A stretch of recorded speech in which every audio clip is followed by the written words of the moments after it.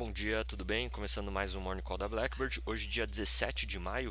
Hoje as atenções estão voltadas para a votação da urgência para o projeto do novo arcabouço fiscal e para a continuação das negociações sobre o teto da dívida dos Estados Unidos.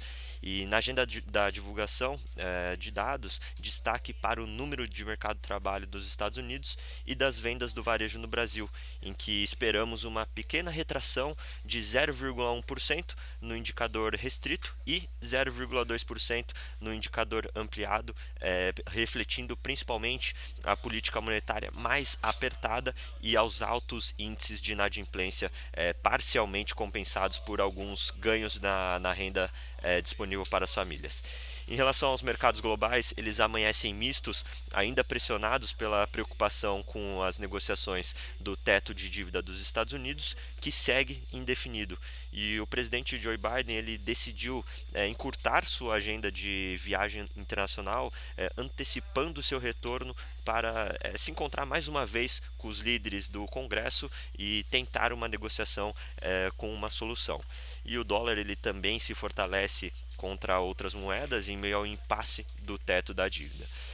Na Ásia, as bolsas elas fecharam mistas, com o Japão subindo 0,8% depois da divulgação do PIB do país, que mostrou uma expansão de 1,6% numa comparação anual em relação ao primeiro trimestre, acima das expectativas, e os índices de Hang Seng ele caiu 2,1%, ainda pressionado pelos dados econômicos mais fracos do que o esperado na China, divulgados na segunda-feira.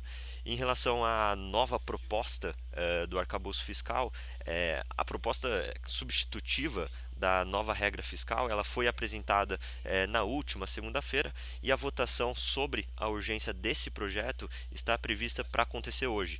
E apesar de permitir um crescimento maior dos gastos no curto prazo, a nova proposta ela traz alguns avanços em relação à enviada pelo governo, como, por exemplo, a redução das exceções à regra do limite de gastos e a retomada da obrigatoriedade do contingenciamento, né, dos gastos durante a execução do orçamento. E também, além disso, o não cumprimento das metas de resultado primário impõe a redução do limite de gasto de 70% para 50% do crescimento das receitas e desencadeia medidas automáticas de correção, como, por exemplo, a proibição de aumentos de gastos acima da inflação. E no geral, é avaliado que as mudanças elas foram neutras, já que a eficácia dessas medidas é incerta ainda ao longo do tempo. Em relação ao mercado local, ontem o Ibovespa interrompeu a sequência de 8 altas consecutivas, fechou em queda de 0,8%.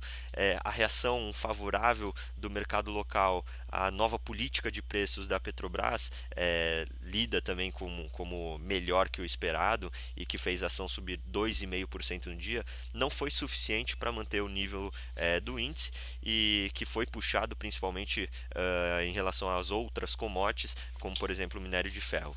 E um movimento também puxado pela definição do texto do projeto de arcabouço fiscal, as taxas futuras de juros elas fecharam em alta, em especial os vértices intermediários e longos. Bom, vamos ficando por aqui. Muito obrigado, bom dia.